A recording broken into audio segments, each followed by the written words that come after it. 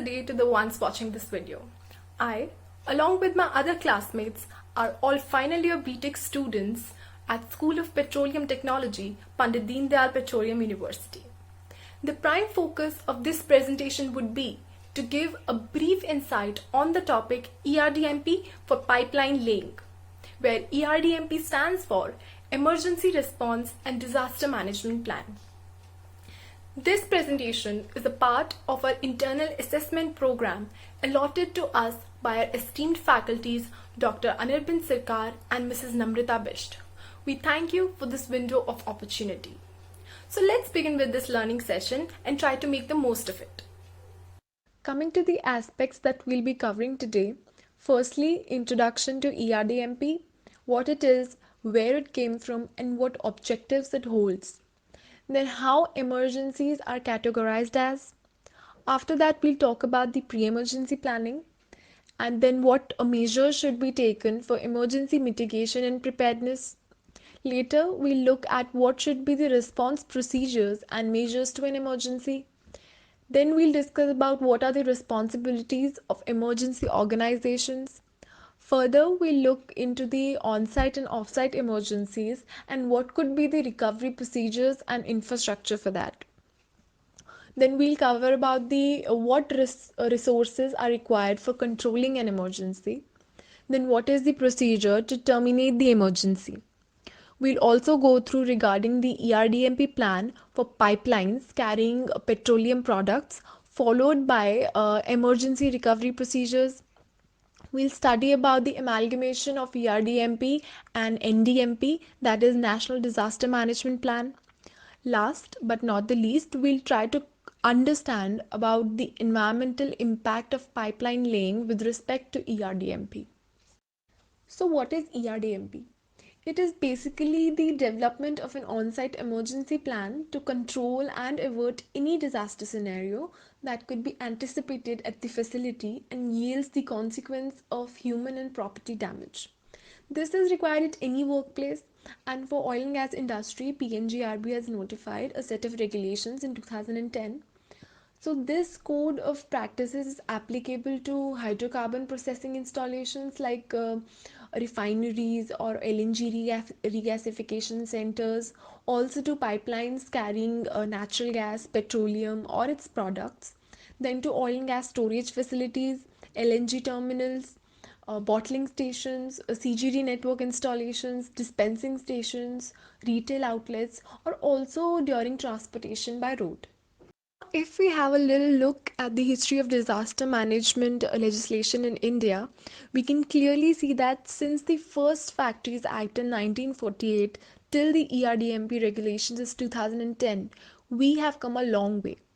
This contrast is the result of constantly emphasizing the importance of HSE in the industry that led to many improvements in the government regulations. For instance, the implementation of MSIHC rules, that is Manufacture, Storage and Import of Hazardous Chemicals rules in 1989, followed by Chemical Accident rules in 1996 and Disaster Management Act in 2010. And currently, of course, the ERDMP regulations issued in 2010 is what is being actively followed by our industry. Talking about the objectives of ERDMP, first and foremost is to ensure safety of the people, environment and property. Then in the case of emergency, there should be an effective communication network so that the response is taken immediately. There should be also early warning systems that may give personnel some time to respond to the emergency. Next, one of the most important objective is to safeguard the personnel from any possible hazard or injury. For instance, if we take the example, the specifications of PPE kits is also a part of this plan. ERDMP also focuses on proper containment and countermeasures to reduce the impact of the disaster that may have unfortunately already happened. Then finally, the stakeholders in a company should be aptly trained in order to deal or prevent any kind of emergency situation that could happen. Now in this slide, we'll talk about how emergencies are categorized as. There are two major classes, on-site emergency and off-site emergency. If I talk about on-site, it has two levels. Level 1, which means emergency, which can be effectively and safely managed and contained within the site by the available resources. And secondly, it has no impact outside the site location or installation. In addition to that, level 1 on-site emergencies are unlikely to be any danger to life, environment, or to the company assets or reputation. On the contrary, level 2 is an emergency which cannot be effectively and safely managed or contained at the site by available resources. Hence, additional support is required. It has also the potential to have an effect beyond the site where external support of mutual aid partner may be involved. Now, if I talk about level 2 emergency, it is likely to be a danger to life, to environment, and to company assets or reputation. Now, the offsite emergency consists of only one level, that is level 3. That means it is an emergency which could be catastrophic and is likely to affect the population, property, and environment inside and outside the installation. Although level 3 emergency falls under the purview of district authority, but till they step in, it should be responsibility of the unit to manage the emergency. Now I will talk about pre-emergency planning. There are two phases, phase 1 and phase 2. Phase 1 is hazard identification and phase 2 is disaster management plan. So we will talk beforehand, even before any crisis happen, we will start identify any hazards that can be caused and what can be its management plan. So phase 1 is study of engineering detail study of plot, plan, layout, collection, generation of data and physical properties of hazard identification. Disaster management plan. So it suggests preventive and corrective measurement according to hazard identification. So what can be the preventive measurement according to the hazard identification? The identification of potential impact on downwind air quality or downstream water quality from an incidental release and possible damage to human flora and fauna and animal health. It can cause to the human life also and animal health also, and also create damage to the surrounding properties. There are certain events there what it can be caused by, what can be its possible consequences, and what can be in prevention and protection. So I will be talking about that. So first of all is corrosion leads. So corrosion can be done due to excavation, inspection, damage leads to corrosion. It can cause release of petroleum products, and if the petroleum products gets ignited, for example jet fire is possible, injury and property to damage can be done by the fire. So what can be our prevention of it? So we need cathodic protection for external corrosion, and for internal corrosion virtually absent with clean hydrocarbon. It can be absent by the clean hydrocarbon. So there has to be no other material than the hydrocarbon. Other event that can be done by pressure exertion leads to failure of the pipeline, spontaneous loss of the integrity of pipe, land subsidence results in pipeline damage, pipe failure. Pipe failure can be due to corrosion, impact, maintenance works, or pressure surges. So all of the cases will lead to spillage of the combustible material, and which can cause massive fire and leading to the petroleum products spillage. So we need to regular maintenance. We require regular maintenance and inspection procedure. So no event can be happen. Other events are insulation fire, loss of containment in pipeline corridor, erosion result in damage to piping and equipment, nearby explosion at neighboring petroleum products pipeline or tires. So there is of pipe failure by water flooding, wear and tear, mechanical impact, and possible consequences are most likely to be spillage of the petroleum products. So we need regular maintenance and inspection procedures for all of this, and control of erosion through regular and periodic petrol and inspection, and management procedure system for petroleum product pipeline. So what are the risk analysis and risk assessment? So there are certain there are tolerable individual risk per the annum. So what is it? So broadly acceptable region is 10 to minus 6 per year, and it requires negligible minimum normal precautions. If what are the our tolerable region? It is from 10 to minus 5 to 10 to minus 4. So we need to for low consider cost effective alternatives. So our risk is subsidiated. Intolerable. It is 10 raised to minus 3 per year. It is too high and require improvement. So there are tolerable region and intolerable region for the individual risk per the annum. What can be the causes of disaster? Disasters can be of man-made, natural calamities, or extraneous. Man-made can be of done by heavy leakage, fire, explosion, failure of critical control system, design deficiency, unsafe, inadequate maintenance. Natural calamities. Natural calamities can be flood, earthquake, cyclone, outbreak of disease, excessive rains, and tsunami. Extraneous. It can be of riots, civil disaster, mob attack, terrorism, sabotage, bomb threat, war hit by missiles, abduction, food poisoning, or water poisoning. So these are the some of the man-made or natural calamities or extraneous disaster that can be lead to our emergency plan. Emergency mitigation measures. What is the meaning of mitigation? Mitigation means the action taken to prevent or reduce the risk of life or property or social or economic activities. For that, we have to take several measures. For example, location plan of the installations indicating setting of the installations. Site plan including layout of the installations indicating boundary walls, entry and exit gates, various facilities and the location of the various facilities.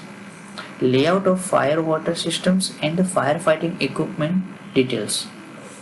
Line block diagram of manufacturing process and process flow diagrams, which we call PFD. Internal and external emergency contact numbers and addresses. Pipeline roadmap and detail of various facilities, for example, sectionalizing walls, intermediate picking stations, radio repeater stations, or in short RR stations, addresses and a telephone and a directory of technical support services.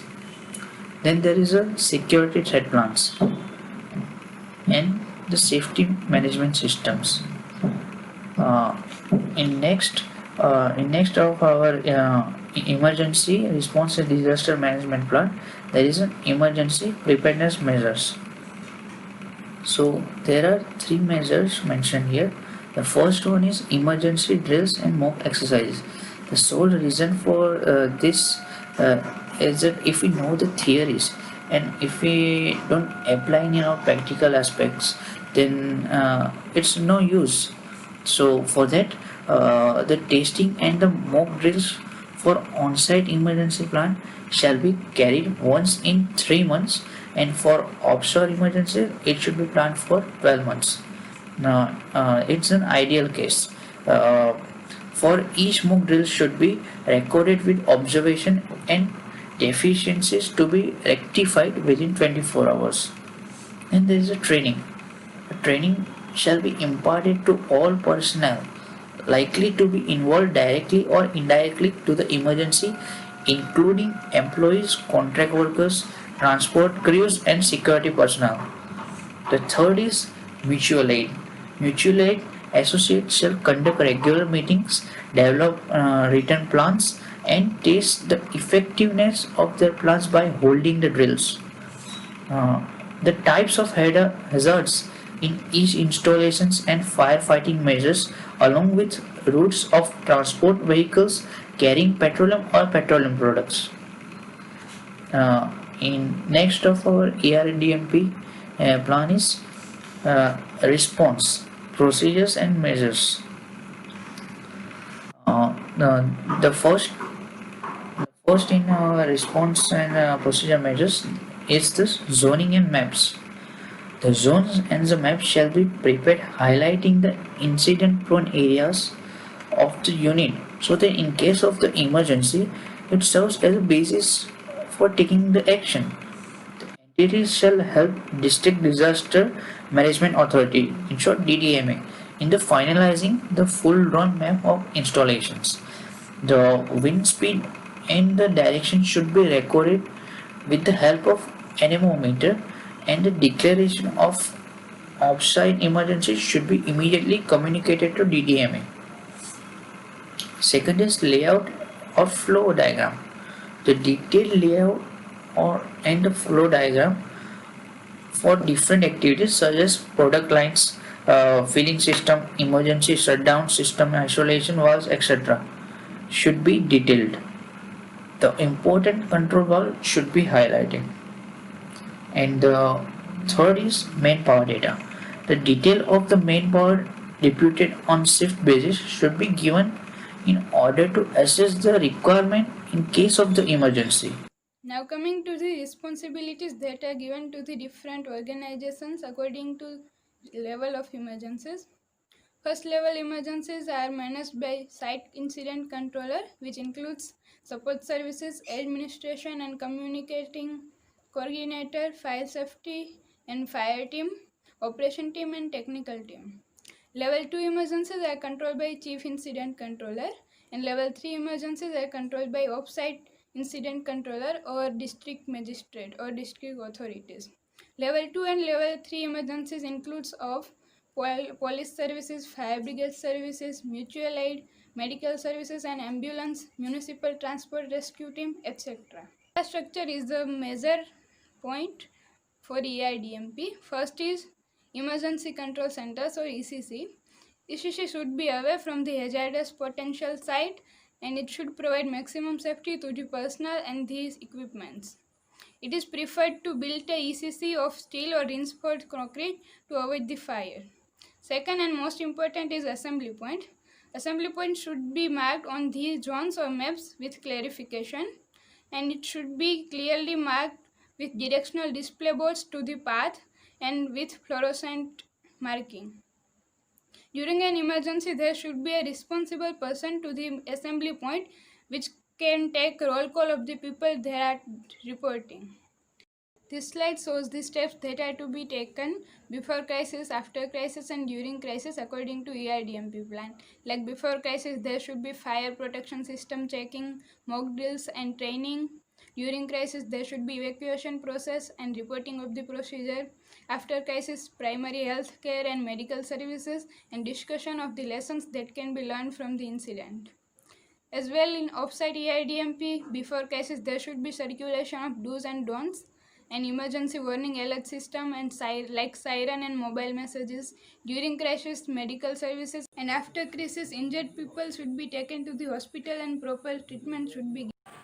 Now coming to the resources for controlling emergency. In order to tackle with all possible emergencies, sufficient number of resources and system is been provided. These resources and system is been provided according to the identified risk level and also in compliance with statutory requirement under Factory Act 1948. Now this is the list of personal protective equipments which are available at sites, which include protective clothing, safety helmets, hand gloves, first aid box, stretchers, safety torches, etc. Now these are the detail for firefighting facilities available at site. Some safety equipments which you can see in the table and also quantity of that equipment. Now coming to the classification of fire. So fire is been classified into 4 types: class A, B, C and D. Class A fire is fire which occur due to combustible solid. This combustible solid include wood, cloth, plastic, paper, etc. Class B fire is fire which occur due to combustible liquid. This combustible liquid can be oil, benzol, solvent, etc. Class C fire is a fire which occur due to combustible gases. Fire involving gases means LPG, CNG, synthetic gases and other hydrocarbon gases. Class D fire is a fire which occur due to combustible metal. All combustible metallic fire, potassium, magnesium and etc. Now electric type of fire is being extinguished with the help of CO2 and dry chemical only. Water and foam is not used for electric type of fire. To extinguish electric type of fire, Now this is the type of extinguisher, and we can see in the table which kind of extinguisher is used for which kind of fire. As we can see, water type of fire extinguisher is suitable for class A. Foam type of fire extinguisher is suitable for class B. CO2 extinguisher is suitable for class C, and dry powder fire extinguisher we can see which is suitable for class B, C and D, three of them. Further continuing in the classification, we have fire alarm systems. There are mainly two types of fire alarm systems available. One is electrical or automatic fire alarm systems, and the other is manual fire alarm system. In the electrical fire alarm system, when a fire is detected, the receiver automatically initiates the entire fire measures taken place and saves the response time taken, which in turn can save a lot of lives. In manual alarm system, when a fire is detected visually, we can press a switch or a button which initiates the same response given by electrical fire alarm system. Windsocks are installed on the campus throughout to detect the direction of wind during an emergency. This helps a lot when there is an emergency like fire or a gas leak.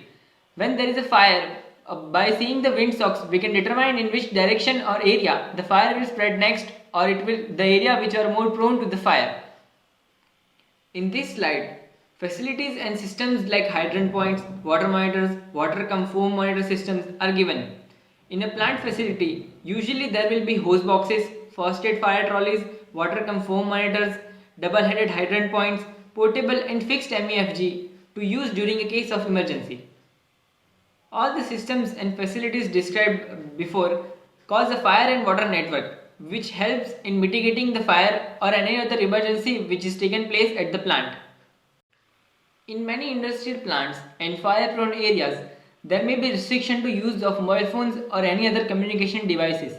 When an emergency happens, to communicate internally and externally in this kind of situation, walkie-talkie, pager systems or megaphones are used, which do not transmit or receive any signals. After taking all these precautionary measures, if an emergency still occurs, we must have a emergency transport system to evacuate the facility and ensure everyone's safety. For this, a vehicle is always stationed outside on standby mode just in case of emergency. Help of outside transport is also taken if the level of emergency is high. Reporting of the incident. Following are involved in the communication system to whom reporting of incident is done. Security coordinator. It is responsible for the security of installation during any incident. It obtains initial briefing from site incident controller and provides security information or status reports. Recorder. The recorder responsibility is to maintain an accurate time record of any key information received from the incident or emergency location, and to record the actions initiated by the site incident controller. Communication coordinator ensures the ECC equipment and systems are maintained to high standard and remain function throughout the emergency. Emergency control centers. Each installation shall have the provision to ECC, preferably with a backup arrangement. The ECC shall be away from potential hazard and provide maximum safety to personnel and equipment. Preference should be given to the non-combustible building of either steel frame or reinforced concrete constructions. Termination of emergency. Termination activities should concentrate on giving accurate information to the people who need it, most especially employees, neighborhood, district authority engaged in offsite emergency, and should be as soon as the emergency phase of operation is completed. The termination of emergency shall be declared through a siren, as per the siren code defined by industry in case of level 1 and level 2. For level 3 termination of emergency shall be declared by district authority through appropriate mode of emergency transfer, so to reach each and everyone. Now the next topic is ERDMP for pipeline carrying petroleum products. As we know that pipelines are an important means of transport for crude oil, its derivative and natural gas, it is necessary to know emergency response and disaster management plan for pipeline carrying petroleum products. ERDMP for pipelines carrying petroleum products should follow modern methods of surveillance of pipeline and take the guidance from all the aspects by the disaster management. Schedule 7 should be referred, which is in line with chemical disaster by National Disaster Management Authority, that is NDMA. ERDMP for retail outlets should take all the aspects mentioned in the ERDMP and shall also refer to the OISD standards 225. Now, guidelines for the pipeline carrying petroleum products. It is necessary to create and maintain an administrative framework to facilitate the development of safe and environmentally sound transportation infrastructure, which includes pipeline for the hazardous substances also. Now, the primary responsibility for the safety of the system is given to the pipeline operators for taking the measures to prevent the injuries. Pipelines carrying the hazardous substances will be designed and operated to prevent any uncontrolled release in the environment. Risk assessment methods should be used in evaluating pipeline integrity and impact on the human health and the environment. Also, land use planning considerations must be taken into account both in the routing of new and the existing pipelines. Now, here are some guidelines that the pipeline operators must ensure. So, first step is they must draw up the emergency plans. Next is they should provide the information to the authorities that enable them to draw up the offsite emergency plans. Next is emergency plans shall be coordinated between the pipeline operators and competent authorities so that it may be informed to the fire brigades and other disaster control units. Pipelines shall be designed, constructed and operated in accordance with the recognized national and international standards, codes and guidelines. Also, the impact on the safety of the pipeline must take into consideration the design and the stress factors, quality of material, wall thickness, depth of burial, markings, route selection, and monitor. The safety, which is the most important for the pipeline, shall be demonstrated through a suitable risk assessment procedures, which may include the worst case scenario. Now, the action after reporting of the incident by the entity. After the reporting of the incident to the board, nodal officer have the responsibility of informing all the members of the board and shall coordinate with the appropriate level in National Disaster Management Authority till the normalization of the situation. Now, the last and the most important step in the emergency response and disaster management plan is the emergency recovery procedures. First step is following activities need to be carried out in detail after the emergency, which include first, information must be provided to the authorities. Second is thorough investigation of the incident must be carried out. Third, damage assessment should be done. Fourth, salvage of products, decontamination, cleanup and restoration must be done. Fifth is a detailed report shall be prepared based on the entire experience of the incident, which include the restorations, limitations and the lessons. And the last point which includes that is to determine the contamination level affecting the ambient air monitoring at the site as well as 5-kilometer radius of the installation must be carried out by the State Pollution Control Board. And the second step in the emergency recovery procedures include that checkpoints on the ERDMP recovery measures should be carried out given in the checklist. Now we are going to look into the history when National Disaster Management Plan was enacted and why it was enacted. On 23rd of December 2005, the Government of India enacted National Disaster Management Plan, which laid down the framework for institutional and coordination mechanism for effective disaster management at all levels, that is, national, state, district, and local. And hence, similar to the national authority at the center, state disaster management and district disaster management were also established. According to this act, Government of India is to establish institutions for research, training and development programs in the field of disaster management. And the Government of India is also empowered to deploy naval, military and the Air Force for this purpose. The Environment Management Plan is submitted as a supporting document which covers the design, construction, commissioning, operation, and maintenance phases of each project component. The EMP identifies the key environmental issues across the project and provides strategies and plans for managing them effectively. The proposed project would create impact on the environment in two distinct phases. First one is during the construction and the second one is during the operation phase. The EMP should be made keeping both these phases in mind. So coming to the environmental impacts which can occur during and after laying the pipelines. The first one is air pollution. So our objective is to maintain levels of dust emissions and also vehicular and machinery emissions. For this purpose, vehicles and machinery should be fitted with appropriate exhaust systems and emission control devices. The construction sites and access roads should also be watered on regular basis to minimize dust emissions. A strict no burning policy should also be implemented at the time of construction. Coming to the noise pollution, our objective is to minimize the noises and vibration levels generated by pipeline activities. For that, equipment should be fitted with noise control devices, and also the high noise events, if any, shall be scheduled for times of least impact to the local community. The third one is water pollution. Objective is to minimize the contamination of ground and surface water, and to do so, when biocides are added to the hydrostatic test water, the discharge water should be aerated first, and the hydrostatic test water should be discharged to land so as to prevent runoff into any water body and drainage lines. So coming to the fourth one, the objective of the solid waste management is to minimize impacts related to waste generation. For that, after completion of each section of the pipeline, all waste material should be removed from workplace and not buried in the right of way.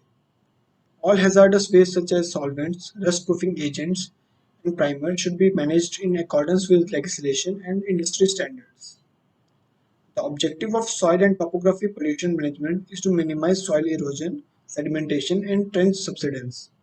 For this purpose, topsoil is placed on the high side of easement, that is on hill slopes, and should never be used for backfills. Subsoil should be respread and compacted over the trench and used for the construction of contour banks on steep slopes. And also, no vehicle should be allowed to drive on the freshly topsoiled easement. To reduce impact on biological environment, that is vegetation and disturbance to endangered and rare flora species, pre-construction vegetation survey should be completed in target area, and then the route should be selected to avoid disturbance to these species. And also construction should be scheduled on dry seasons whenever possible. These are the sources from where we have gathered the study material to make this video. Now we have come to the end of this video. I hope you found it really interesting and informative. In future, if you want us to make more videos related to oil and gas industry, feel free to ask, and don't forget to like and subscribe this channel. Thanks for watching and have a great day.